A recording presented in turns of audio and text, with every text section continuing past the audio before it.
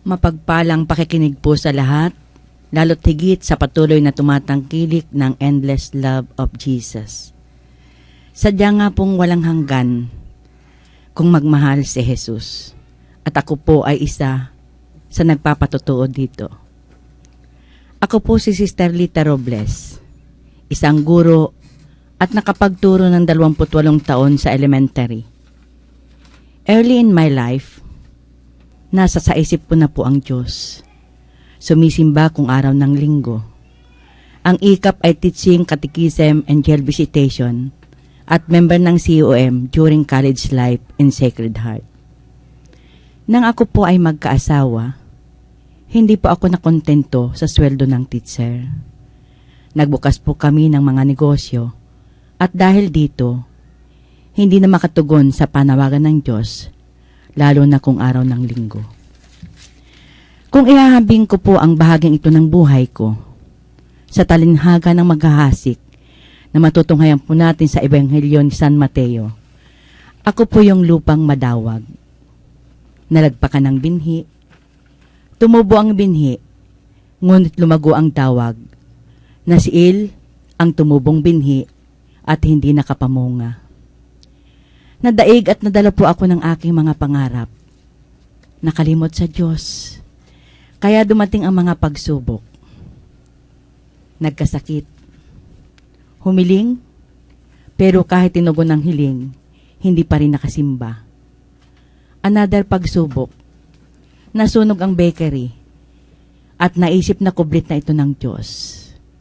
Nagpasyang sumimba na tuwing linggo at nagagawa man, pero kulang pa rin ang ginagawang kalugod-lugod sa Diyos. Wala po akong alam sa nakasaad sa Malakias 3:10. Sinasabi po dito, ipagkaloob mo ng buong buo ang iyong ikapo para sa pangangailangan ng aking templo. Subukan mong gawin ito kung hindi ko buksan ang lahat ng durungawan sa langit at ibuhos sa iyo ang masaganang pagpapala. Kapag sumisimba, barya-barya lang po ang LO. Marami po tayong nagagawang mali at hindi kalugod-lugod sa Diyos dahil marami tayong hindi alam sa kung ano ang dapat at hindi dapat gawin upang kalugdan tayo ng Panginoon. Nararapat palang magbasa ng aklat ng katotohanan. Muling pagsubok. Nagkasakit po ako ng kanser, stage 3C. Taong 2007, sa edad na 53. Kaya maagang nakapag-retired. Na-opera at habang nasa period ng 6 na session ng chemotherapy, natagpuan ko po ang love of Jesus. Nakapagpa-pray over at nakamit ang kagalingan sa pamamagitan ng kapangyarihan ng Diyos. Sa malalim na pananalig ng healer, at inugnayan ko ng 100% na pananampalataya at tiwala sa Diyos. Sa panahon po na wala pa akong pag-asa, humiling po ako sa Kanya. Lord, please give me chance to make over and to serve. At kung sa palagay mo po ay may magagawa pa akong mabuti sa mundong ito, bahala ka na po sa akin, Panginoon. Buhay po ang Diyos. Sinagot niya ang aking hiling. Tuloy-tuloy kong sinundan ang gawain ng love of Jesus. Prayer meetings, fellowships, evangelization, CLSS, at kahit ang 3 at 5 araw na pagpapasting ay pinagsikapan kong matugunan kahit mahina pang aking katawan dahil sa karamdamang nakamtan. Totoo pong ang pag-aalay ng buhay ay pagkakaloob din ng buhay ng Panginoon.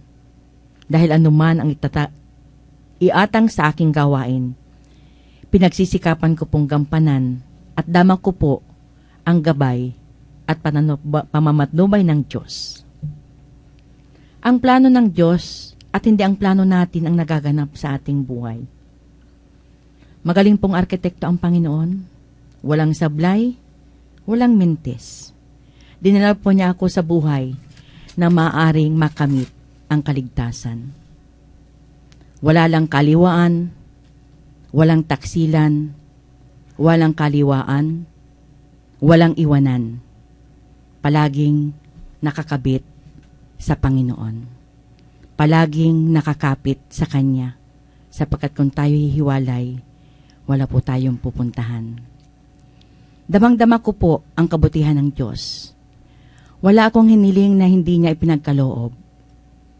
Lalong higit siyang dakila, dahil gaano man karami at kalaki ang mga pagkakasala kong nagawa, dama kong ako'y pinatawad niya. Makapangyarihan ang Diyos, na kahit anong naisin at ibigin ay nagaganap. Kahit malubhang kanser, ako'y kanyang pinagaling. Nanalig lang at nagtiwala, 100%, hindi 99%. Ito ang plano ng Diyos sa buhay ko. Ang ipadama ang kanyang walang hanggang pag-ibig at pagmamahal.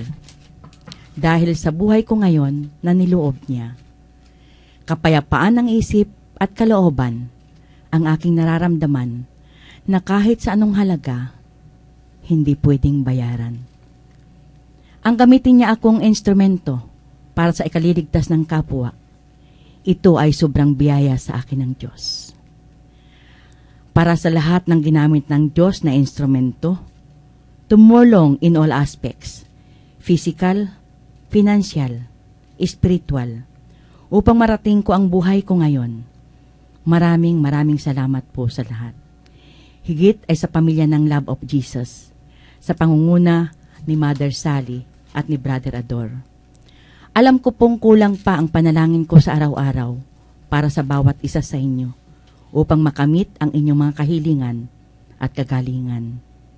But I believe, palaging nariyan ang Diyos sa tabi ninyo upang punan ang pagkukulang ko. Para po sa lahat ng may karamdaman at hilahil sa buhay, 100% na pananalig at panampalataya, lakip ang sakripisyo para sa ikalulugod ng kalooban ng Diyos. Makakamit po natin ang kagalingan. Manatiling malusog, uminom po tayo ng vitamin, ang bitamina ng puso, ang pag-ibig. Dahil kapag namamahay sa ating puso ang tunay na pag-ibig, marami po tayong magagawang kalugod-lugod sa Diyos. At dahil dito, makakamit natin ang kaloob niyang kagalingan sa anumang karamdamang ating tinataglay.